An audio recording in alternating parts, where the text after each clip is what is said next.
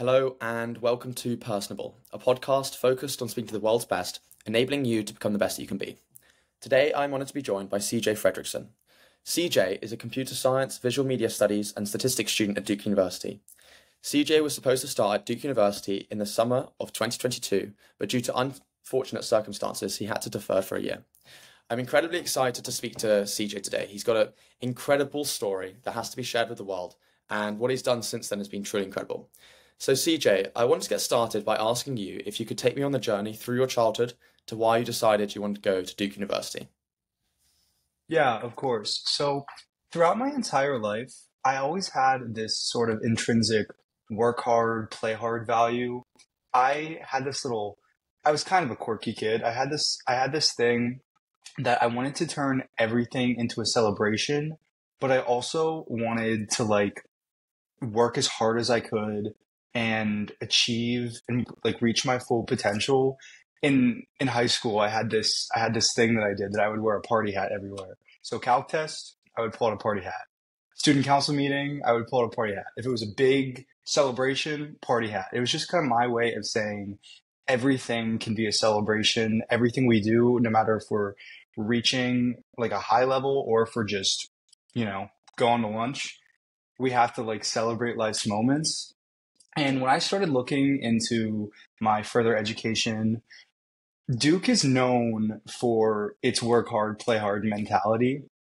It's a place where people can achieve at a high level, but also don't lose sight of their celebration. Even, with the Cameron Crazies, one of the hallmarks of Duke, we never lose sight of our personal excitement and our personal verve to want to do things, not just going through the motions and say, okay, I'm going to do this, and I'm going to become this big successful thing. We do everything with this idea that life can be a celebration, which is something that I've always really, really wanted to live out.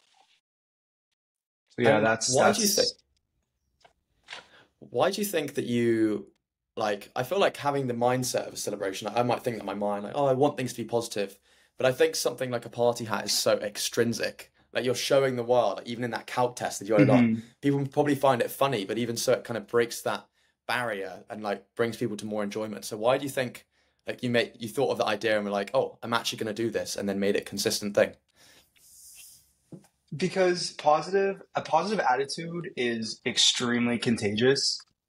It's a well-known study that it takes 7 positive outlooks to overshadow 1 negative outlook, and that is something that I've always thought about, and being hey, if I can show everyone that there's stuff to be happy about, or there's stuff that we can find enjoyment in when they're not necessarily at that place of enjoyment, then the holistic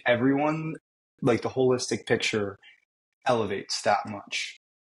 It's always been everything that I've done. I kind of wrote my Duke essay about this, is I've always wanted to be a part of things with an idea that I was making a positive impact, or making any impact, no matter how big or how small.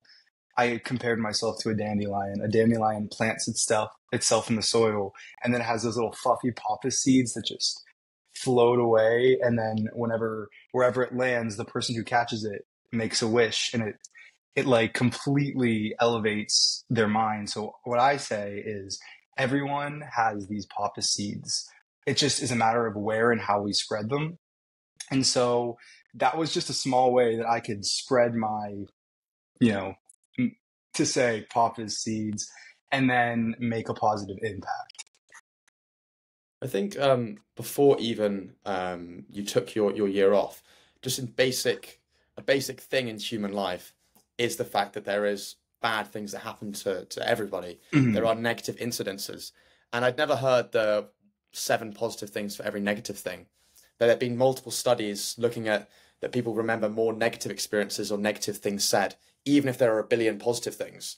So why have you always stuck on that so strongly? Because I've known you for about a year now, and I have genuinely noticed you to be very positive. but we're all dealing with our own things. So is it like a conscious thing, or you think it's so ingrained in your system now to want to be positive that you have that motto? So to be entirely honest, over the past couple years, I have really, really taken this mantra on, like I've spearheaded it head on. And sometimes I think back, I wonder how superficial it was versus how actually intrinsic it was, because over the past few years, I have really learned that I can't control what happens to me, but what I can control is how I react to it. And that's kind of my entire life outlook now. And it doesn't necessarily have to be always positive. Like, it's unhealthy to force a positive attitude. Like, we need times to sit back and be like, this is hard. This is not, like, I'm not okay. But something that I've been very fortunate to learn over the past few years, which has stemmed from this outlook that I had prior to the past couple of years, is that we can't control what happens to us, and that is the matter of life. But we can take what happens to us and control what we do about it and turn it into something that it can be positive, it can be helpful for others, and really, really, what I'm saying is, like, we have control of our own destiny despite, like, the challenges that we have. And it doesn't even have to be like a whole huge turnaround, like, oh, this happened to me, I'm going to turn into something positive. It could be something bad happened to me, and I'm going to take that and learn how I can become better. You know what I mean? Sure. So you've got this attitude. You got into one of the best universities in the US. You probably have a lot of friends, a lot of things you're looking forward to. And then just before you're supposed to start at Duke, something happens. I was wondering if you could take us through the journey of what that was. Yes. So I always say everybody has a date or an event that they remember. Like, it could be their wedding, the day their first child was born. My date is August 4th, 2022. That was the day where my life was completely turned upside down. That day was exactly 2 weeks before I was supposed to move in to my freshman year at the class of 26 here at Duke. It was, I already had my dorm stuff bought, I had my roommate, I had my schedule finalized, I had my orientation weeks programming planned.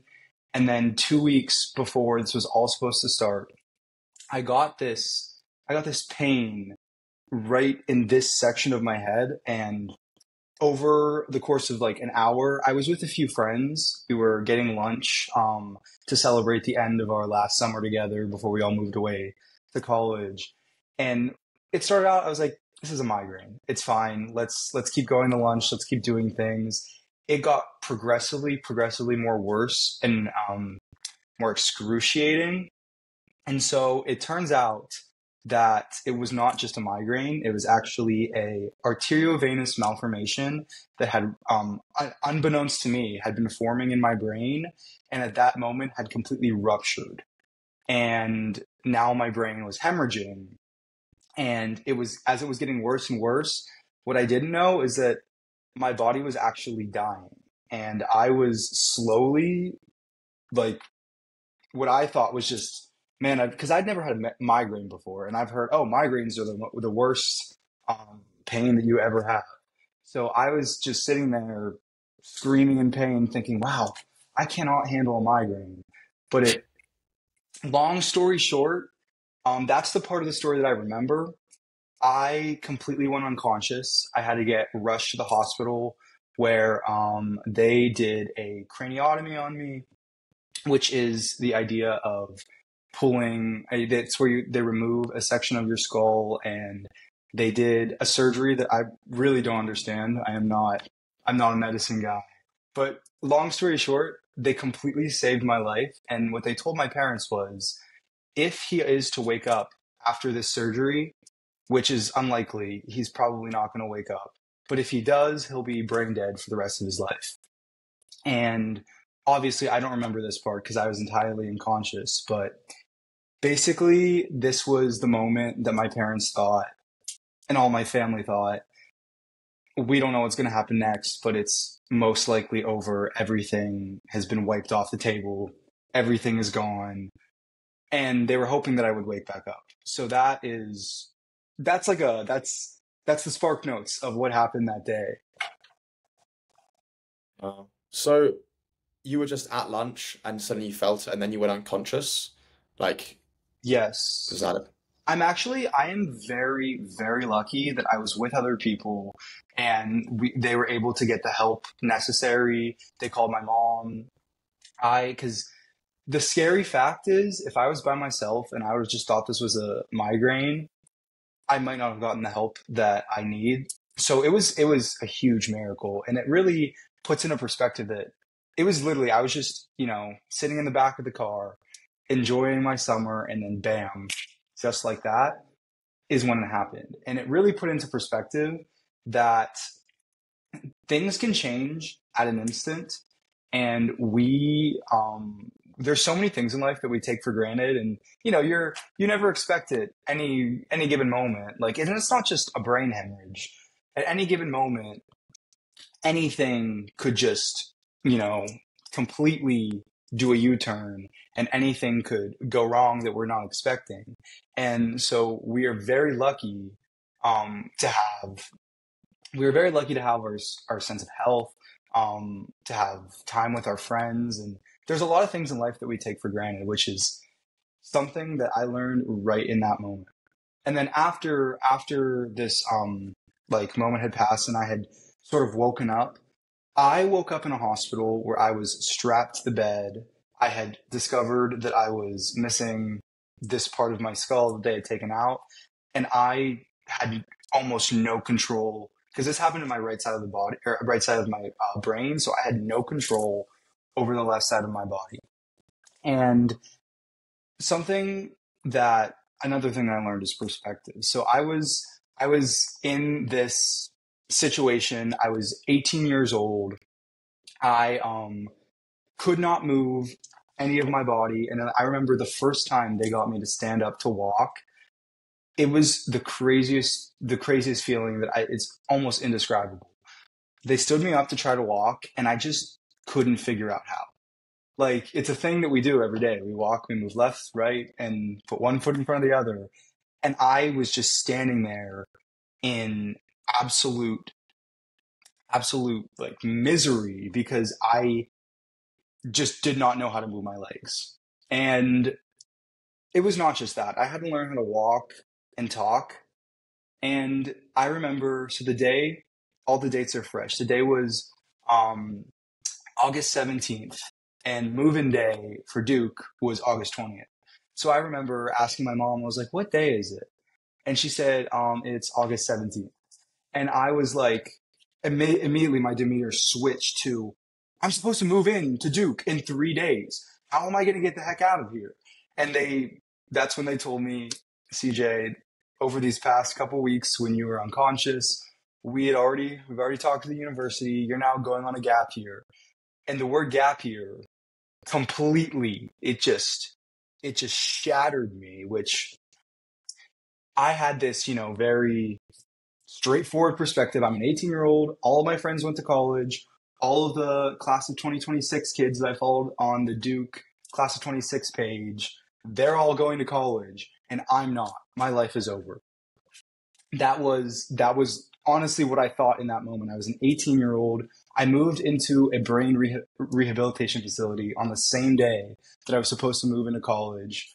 All of my friends were gone, and I was supposed to be a healthy 18-year-old. So here I am in this rehabilitation facility. I'm really have this new, I have this thought that no one's understanding what I'm going through. I'm young. I'm supposed to be going off to college, and here I am learning how to walk and talk again. I have to wear a helmet everywhere because I'm missing a part of my skull, and it was just very hard. The caretakers who had me were amazing, but at the time I didn't realize that. They would tell me things like, oh, don't worry, we have this percent success rate. When we do this physical therapy, we'll get you there. But that's not what I wanted to hear. This was the first time that I had really even broken down emotionally in so long. I just every day would have a mental breakdown over the fact that it's just, my life has just been taken away. And I really wanted someone to be there, for me, to tell me that it was going to be okay, who understood what I was going through. And so obviously, after a couple months, I'm out of physical therapy. I was able to recover. It was a very miraculous recovery. It was a recovery that none of the neuroscientists and none of the neurologists who had worked with me really expected. And that's kind of when I got to this thought of, why was this so miraculous? Like, in the first place, why did this happen? And in the second place, why me? Why was I the one who survived it? Because the area where I'm not a neuroscience major, but what I was told was, in the way that my brain hemorrhaged, where it hemorrhaged, I should not have survived. And if I did survive, I should not have had any speaking or recall sort of memory. So it was just this whole question of, wow, this is a huge miracle. And as I got better, this is where I started to learn that if I can't control what happens to me, but what I can control is what I do about it. My whole thing that I wore the party hats all the time in high school, I remember I would have to go and wear this helmet whenever I would even go out in public, because I still, didn't have a piece of my skull. And my mom would be like, are you okay to come, to go out to eat? Like, you're wearing this giant helmet. Is that okay? And what I started to say was, this helmet is my new party hat. Like, this helmet signifies that I'm a survivor, that I have gotten through this tough thing. And it's my signal, and it's my new party hat. And that, now I kind of go over this, my new mantra is, any hat can be a party hat. Anything we are dealt can be a positive thing. And this signified a kind of switch that I had, that I wanted to use my story to turn it into something positive.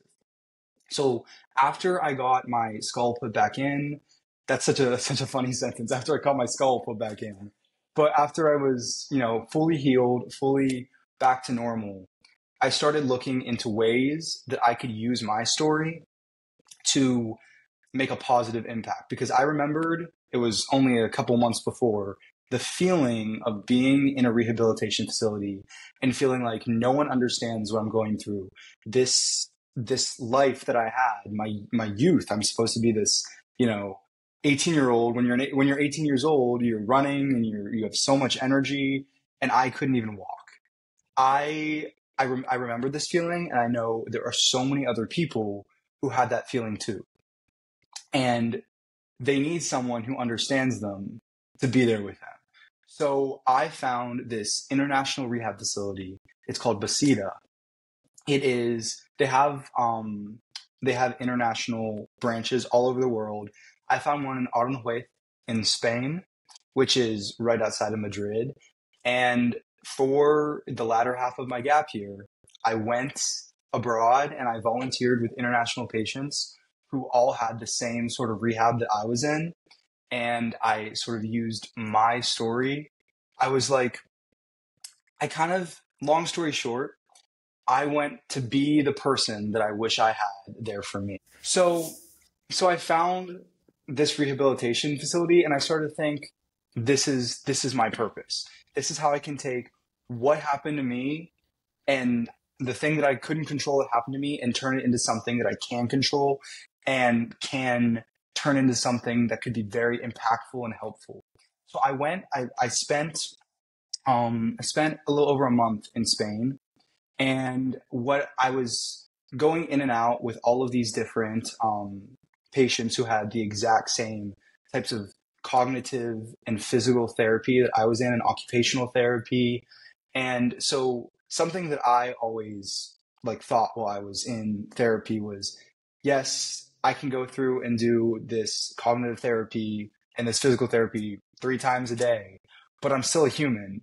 And it was, even though it was 2022, it was still a little bit past the pandemic, but a lot of medical facilities at that time were still operating under COVID restrictions. And so my parents could only visit me one at a time in my room for a short period of time. And they would they would take me outside and then I could have more than two people. But it was just there was, even if it wasn't under the COVID protocols, there was still very much a lack of human interaction.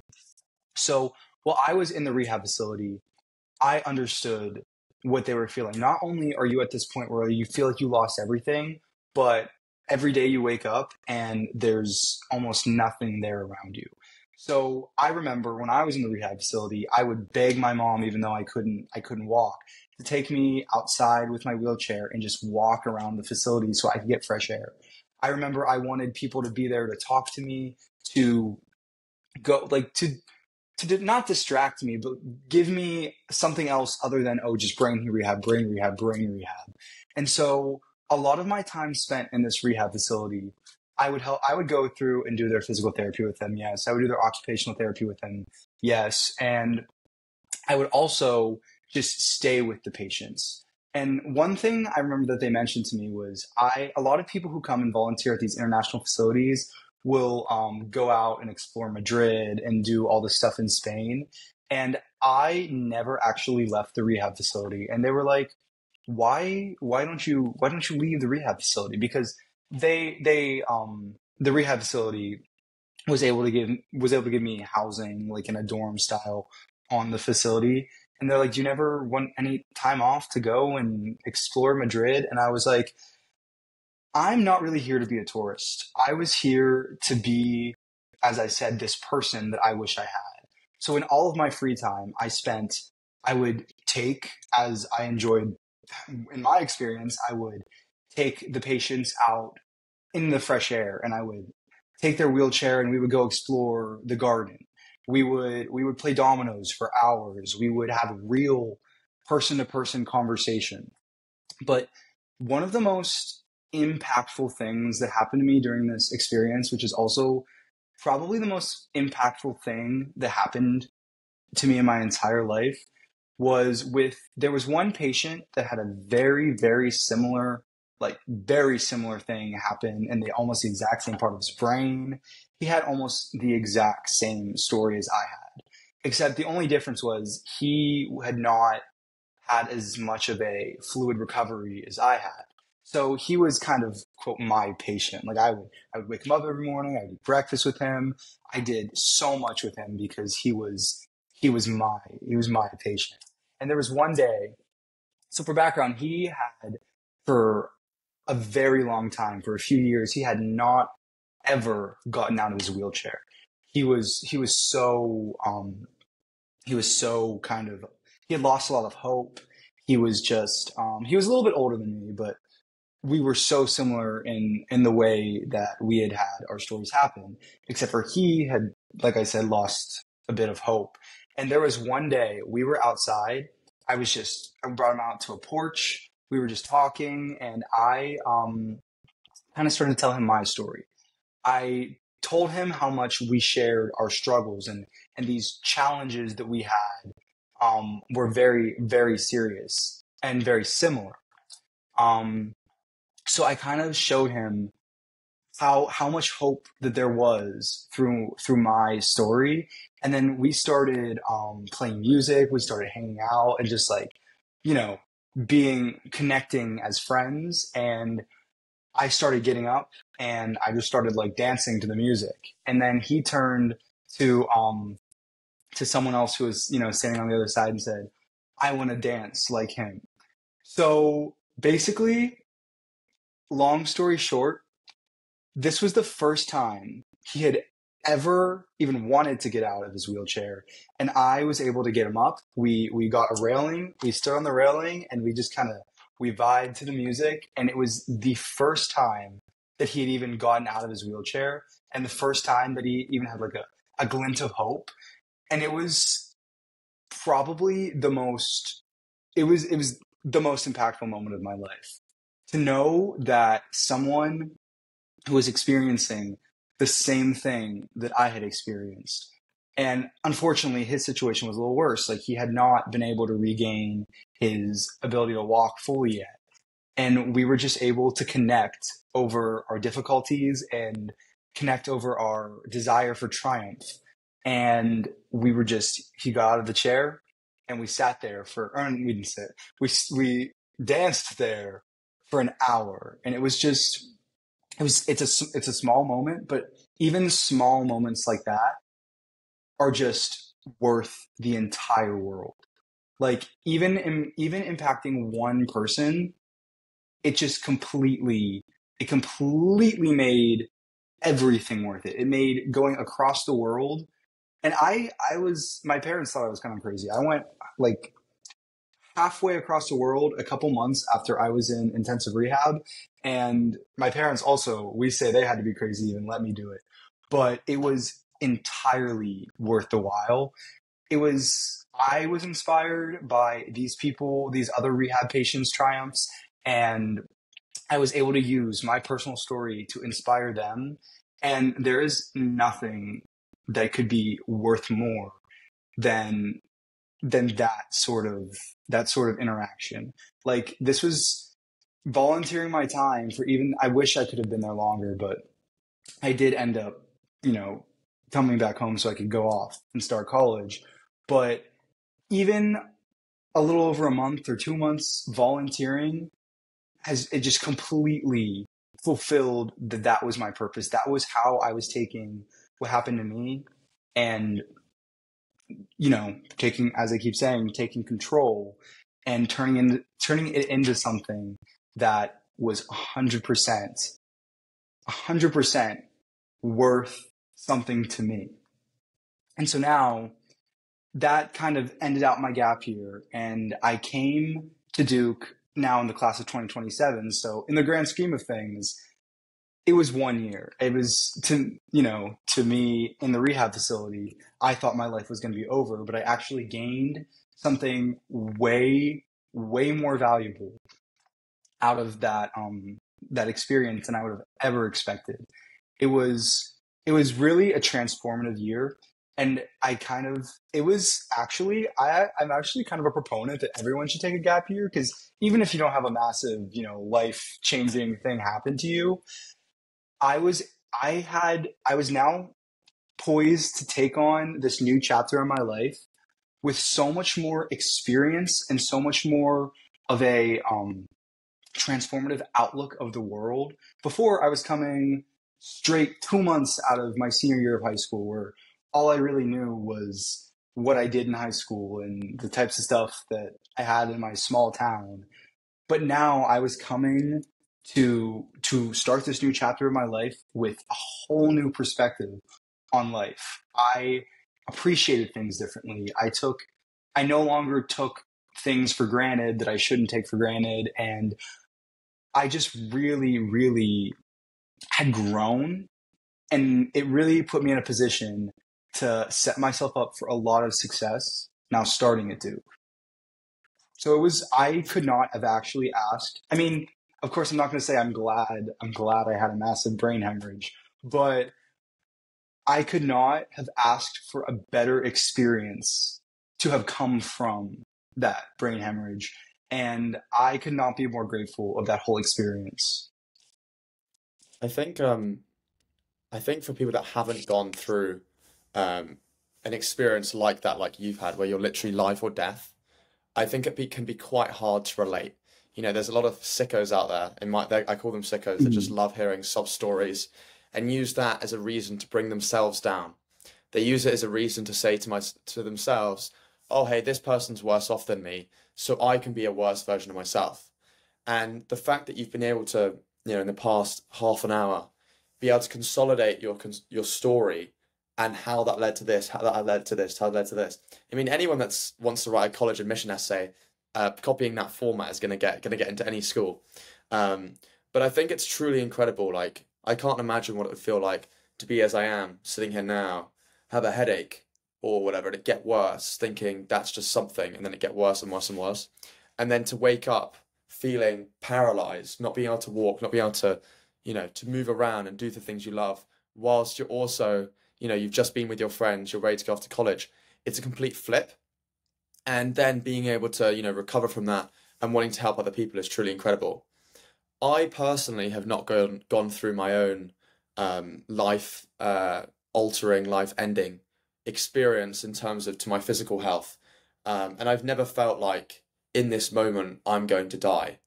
And I hope for most people they don't feel that, at least for most of their lives. But I'd be curious as to how that's shaped your perspectives or in terms of your religious beliefs and in terms of your perspectives on what this whole thing we call life truly means. Yeah, so it really taught me a lot about living with adversity, which every single person, no matter how big, is faced with some sort of adversity. Everyone has something that they're dealing with. Even if they say, "Oh, it's not like a big deal."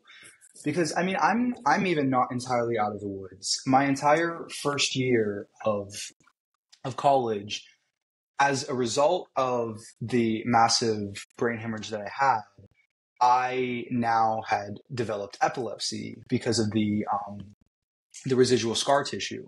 And so that was even a smaller form of adversity that I had now been confronted with.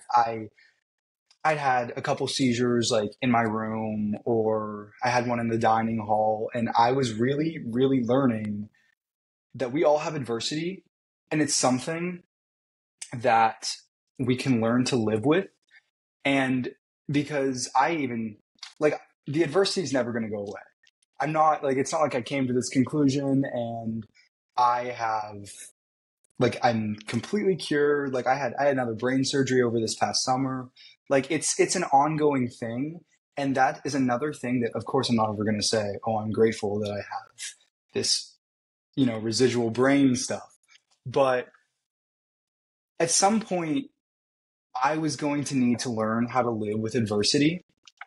And all of this challenge and different types of living with life, like needing to figure out what would I do in a class if I had this feeling that I was about to have a seizure. What am I going to do? Even something as simple as that has really completely reshaped how I go about life. When I now embrace adversity and now know that if something, because now a lot of my challenges are not necessarily like life or death anymore, as you said, but now I have this completely different outlook on life that encourages me to embrace adversity and know if something goes wrong or if something that I didn't plan happens, I can definitely figure out a way to overcome it. I can figure out a way to continue my life. And I think that is a very important outlook to have on life, because I think a very frank fact of the matter is a lot of people who come to Duke, like myself before I had this brain injury, have not really had a lot of failures, or we have not had a lot of things that didn't go our way.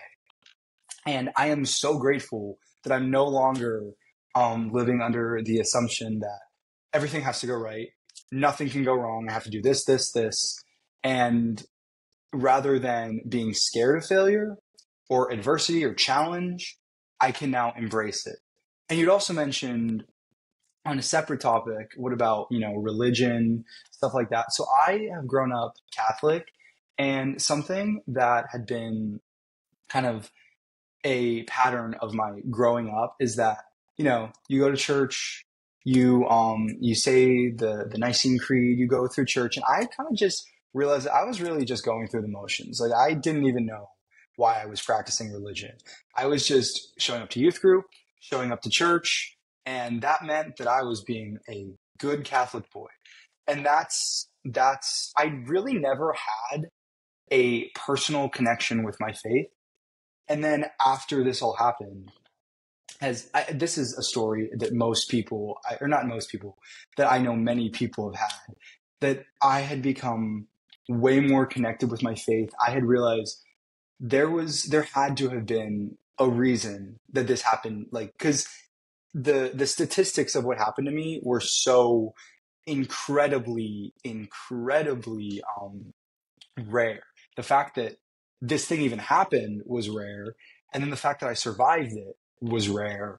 So, and I go through, and I had gone through so much time thinking, why me? And then when I was able to use my story to impact other lives, I was like, that was why me. I have become so much more related to my faith. I no longer just go through the motions because that's what I have to do. That's what I was raised on. I practice my religion because I truly believe that there is a God who had a purpose for me, and he still does. And I'm actually going to church and worship as a conscious choice because I want to, and I feel that this is my way of becoming more close to, divine intervention. And so that is something that I think is, I don't know where I would have been if this hadn't happened to me. I think I would have just been going through the motions, reading my Bible because that's what my family, that's how I grew up. But now I do it because I truly believe and I truly want a connection with my faith. You know what I mean?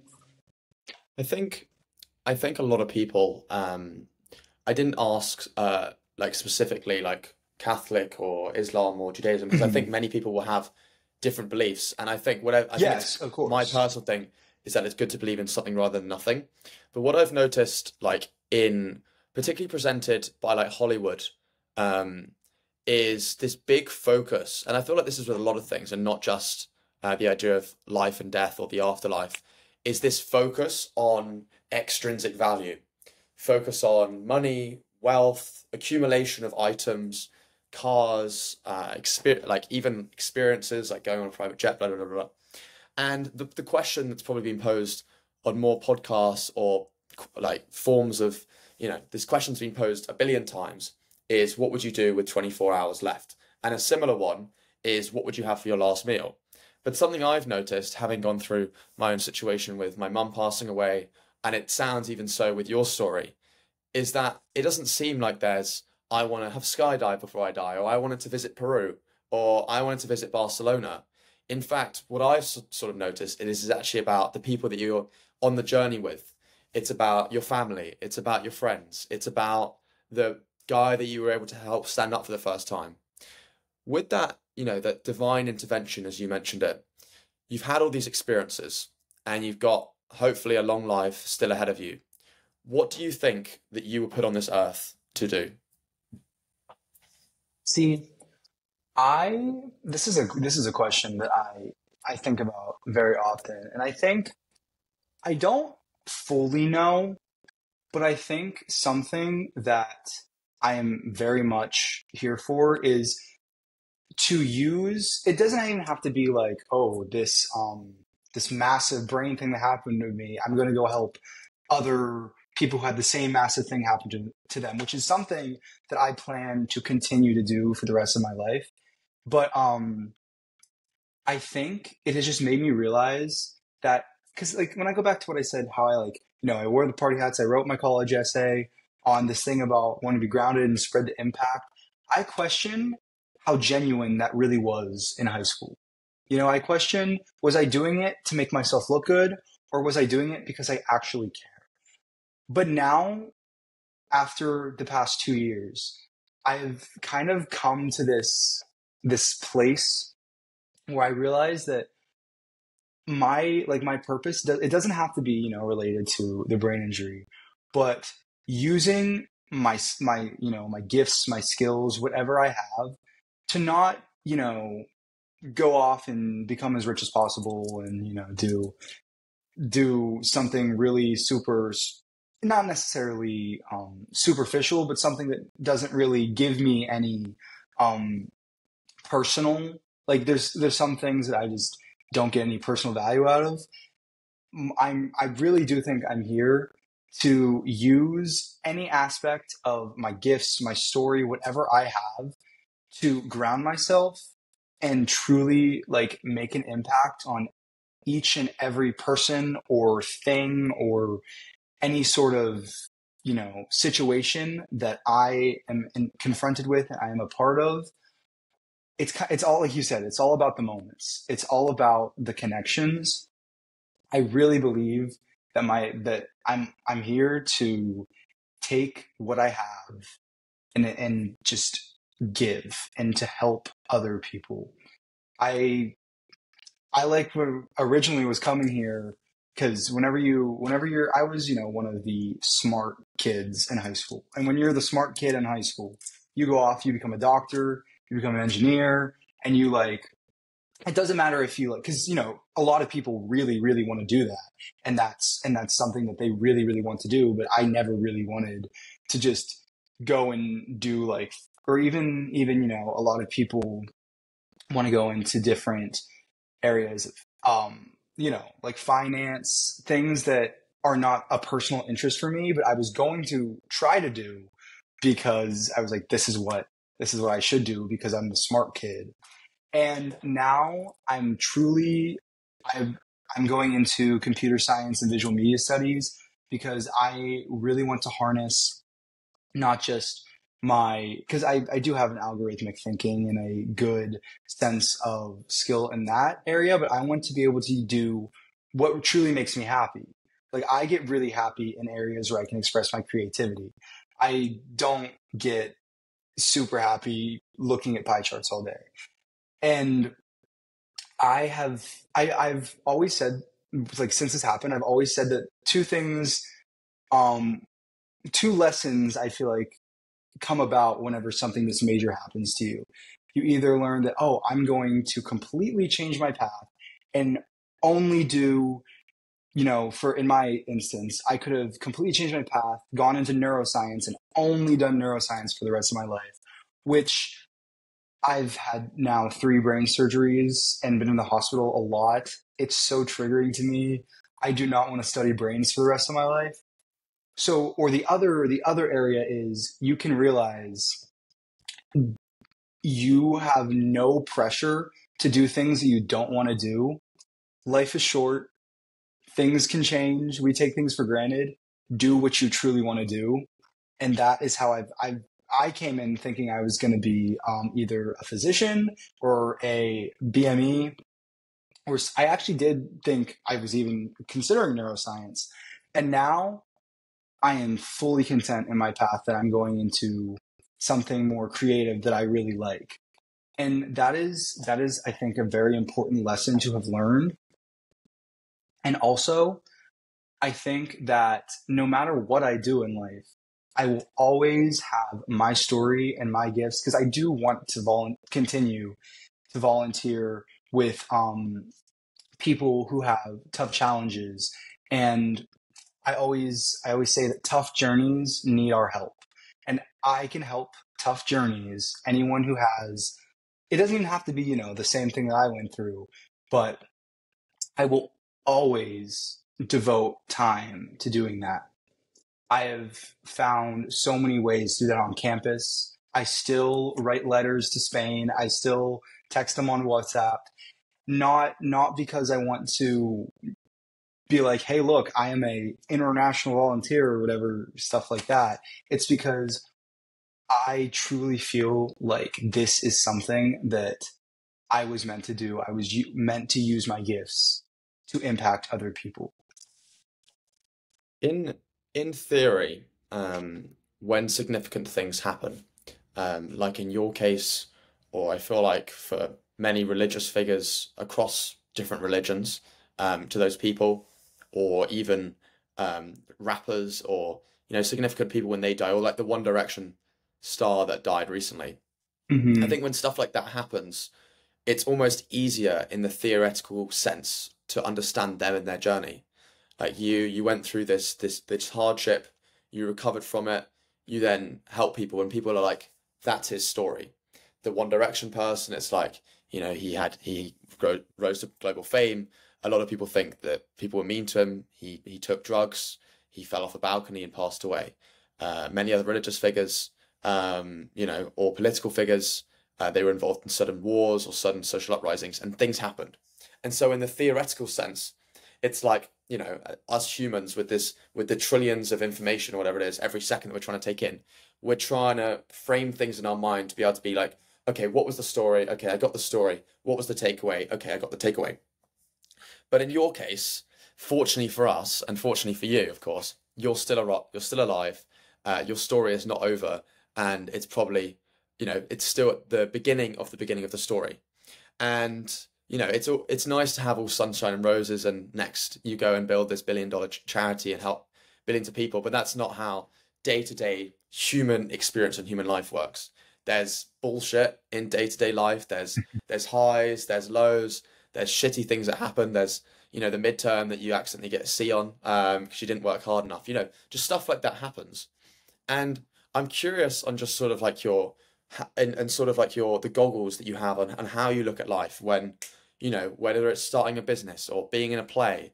Is it very much a case of now of like, because you've experienced something so much worse, quite literally life or death, that you feel like you have this all or nothing sense that like, oh, I've experienced something worse, so I will go and be in this play. I will start this business. I will go and talk to that person, because all of that anxiety in comparison feels like nothing compared to what you've experienced? Or do you have some other way of thinking about things?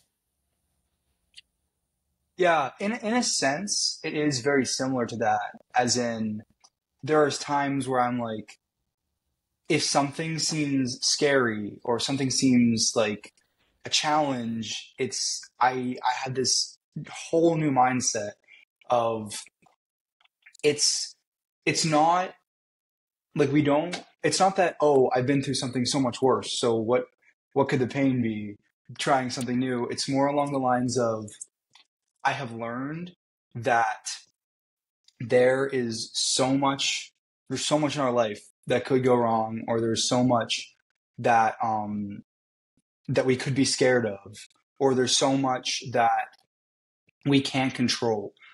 I'm not necessarily I'm not necessarily scared to pursue things, because we have, like I've said, we have this one short life. It's truly, everyone in like 2016 would always be like hashtag YOLO, and it was like a cringe thing. But now I really truly understand that you only live once, and we take things for granted. So why not try?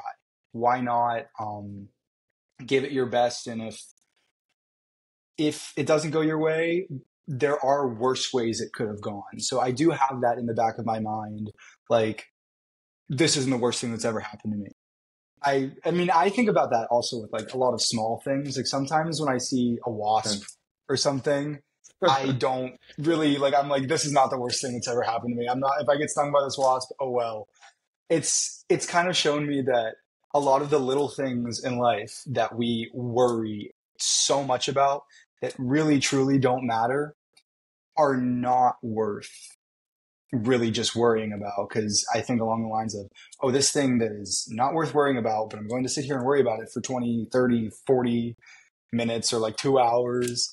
What if something else were to just change again in that moment? And I spent what if, I always think, not in a morbid way, but think of, what if I were to have another massive health thing, and I spent my last moments worrying about, crap, did I really want to, I'm not trying to think of an example, cut that part out, but I'm going to say, did I spend that time being like, oh crap, did I really say that in that group chat? Or did the people who just read that, are they going to really think this about me? Like, none of that little stuff that we have in our day-to-day life actually matters.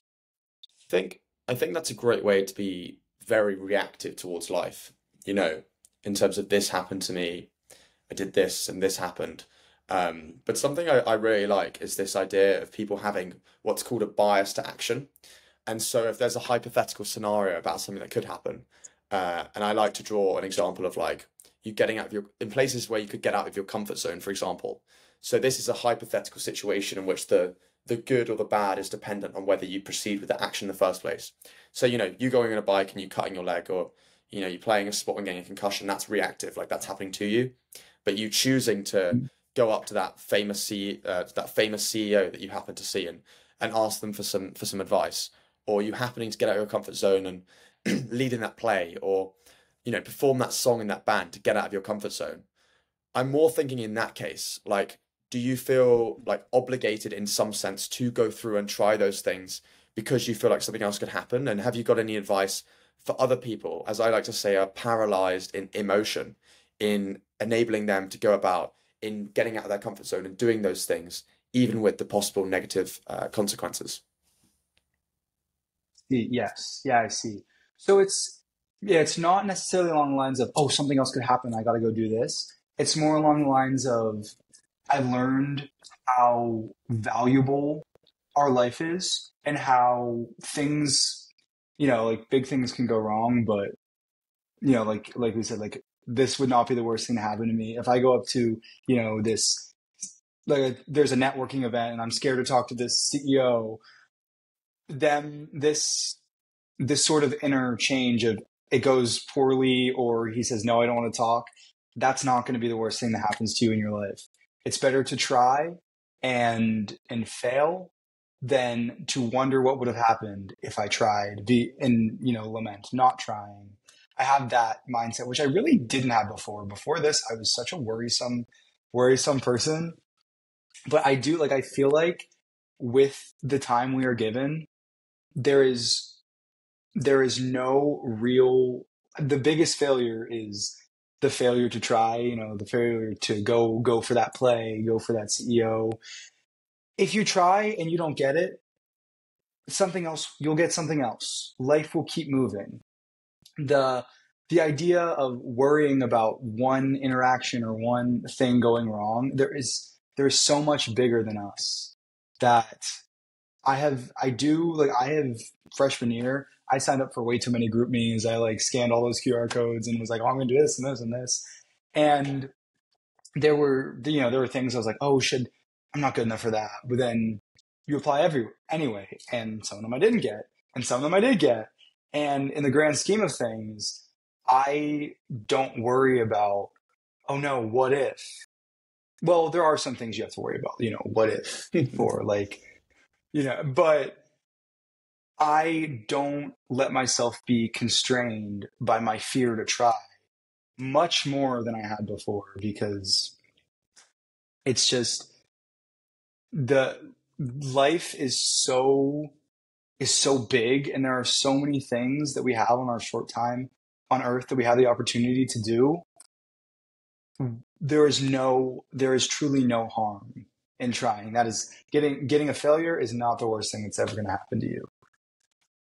I have three final questions. We've heavily focused on your story up to the age of 20, and the way Gen Z is going to go. I'm hoping the average age of life expectancy will be at least to 100.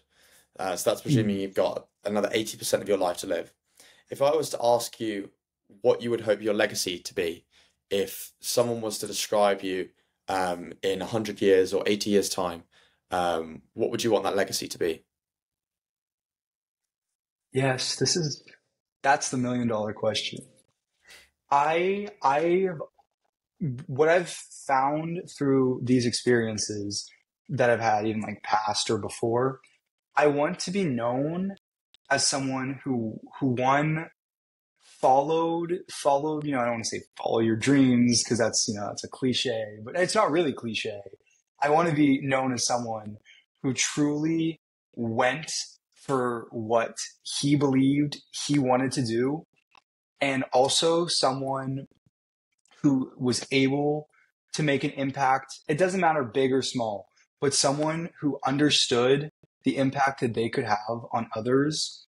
I want to be known as someone who, I don't want to, because if I just say I want to be known as someone who made an impact, I don't mean, someone who made this, $1 billion company that had so much, success. I want to be known as someone who truly used what he had to create and inspire and just help others. And essentially what I'm trying to say is I like want to be I want my legacy to be in the realest way possible, someone who lived life to the fullest, if that makes sense. Uh, That's a phrase that people throw around, but and that question was a very, skip ahead 80, 100 years and look back. Looking Mhm. forwards, what's next for you? That is another thing that like as of right now, like in my studies, I really want to find some sort of career that intersects my desire for creativity with my love of technology and mathematics and data.